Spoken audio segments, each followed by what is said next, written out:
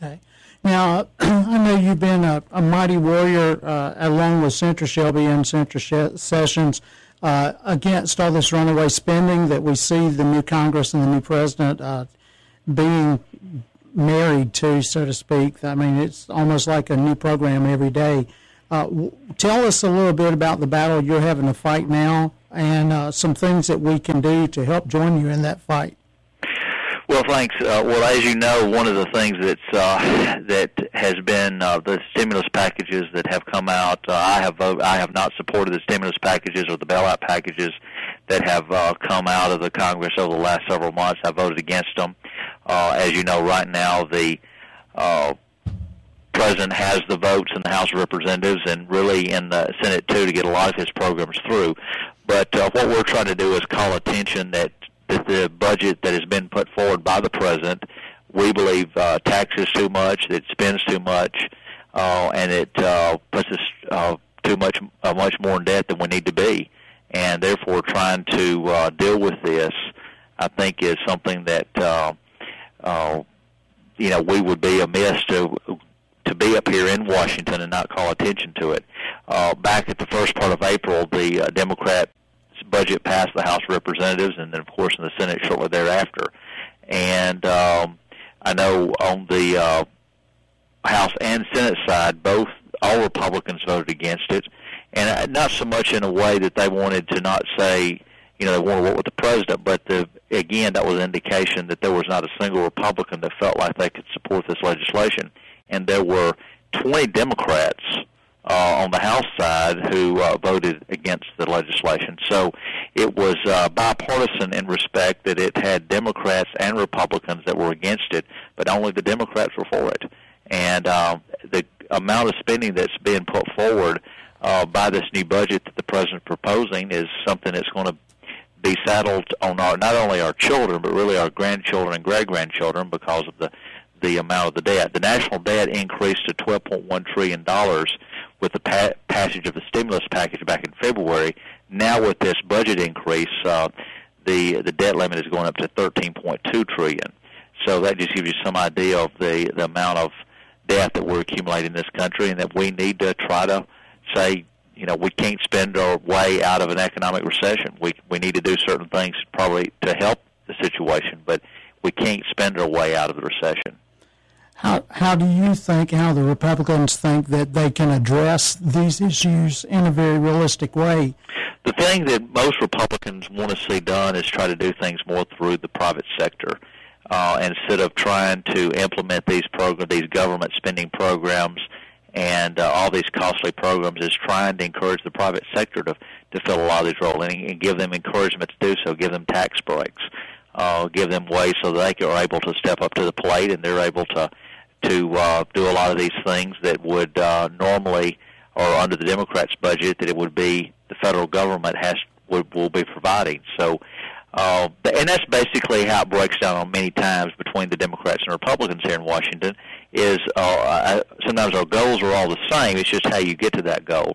And the Republicans have the goals of trying to make sure that happens to the private sector and encouraging the private sector to provide those things that are needed, as opposed to having it paid for by the federal government.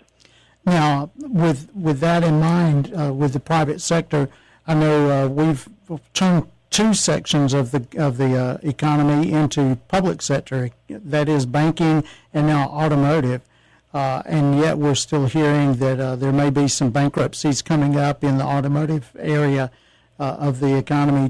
Tell us a little bit about GM, Chrysler, and how all that's bailing out, so to speak.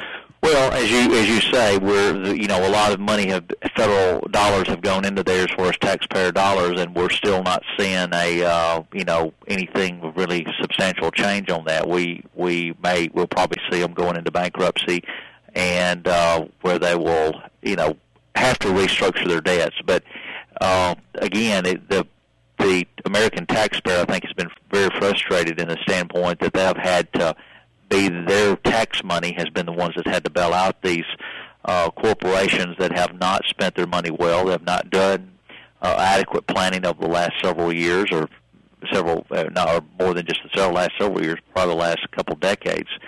And therefore, it is, and then they get completely frustrated with the fact that these banks are getting these bailouts, and these banks are also giving these tremendous amounts of bonuses to these high executives.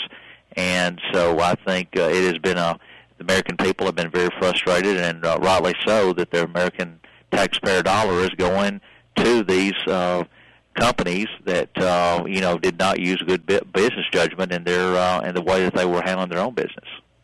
Hey, Philip, sorry to interrupt you. Okay. I just want to let you know that the Congressman has another meeting coming up in a couple of minutes. I got about 2 questions. All right, thank you. Okay. Now, this weekend we had the semi-annual traffic jam in Southside on Highway 77, mainly caused because of traffic heading north from Talladega after the races onto the one-lane bridge. I know you're doing everything you can to help us get the funds. What's some prospects that we have to have that bridge replaced? Yeah, for the new Southside Bridge. Exactly. Well, we had gotten close to $1 million. I think it was $980,000 a couple of years ago, a line item for the study to try to figure out how the best way to proceed with trying to get a new Southside Bridge. That is in the works, of course. What we're now trying to get money for the actual construction of a bridge. There's 2 things right now that we have in hopes of some funding coming through. Number one is the funding through the appropriations process, which is the yearly process that we get money that is appropriated to the states. This is money and again, this is not new money that is going to be sent to any part of the country, but it's money that's already going to be spent, but try to get it dedicated to the Southside Bridge area. So therefore, when this money goes down to the state of Alabama, which there's a formula that always sends money to the state of Alabama, we're just trying to make sure that the money that Alabama will be receiving, that Gadsden Southside Bridge will be able to receive this money, instead of it going to Mobile or going to Montgomery or Birmingham or some other area of the state, that we can make sure that it gets to Southside Bridge project. Second of all is the reauthorization of the transportation bill. Every 6 years we have a reauthorization of the legislation, and this happens to be the year for the reauthorization. They'll be putting the bill together, and again, that's going to be another opportunity for us to make a request there for the Southside Bridge Highway 77 project, and seeing if we can try to get some money for that. And as the new reauthorization transportation bill is written.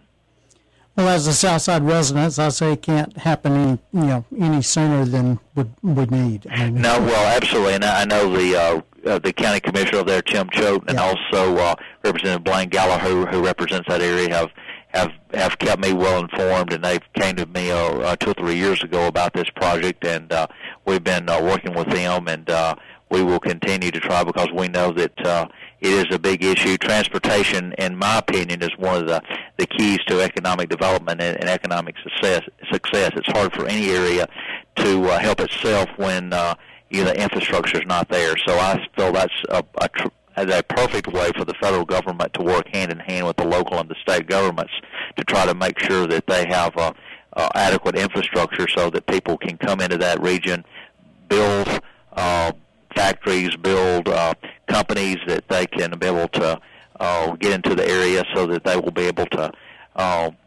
tax dollars can be earned in that area, and so it grows the economy.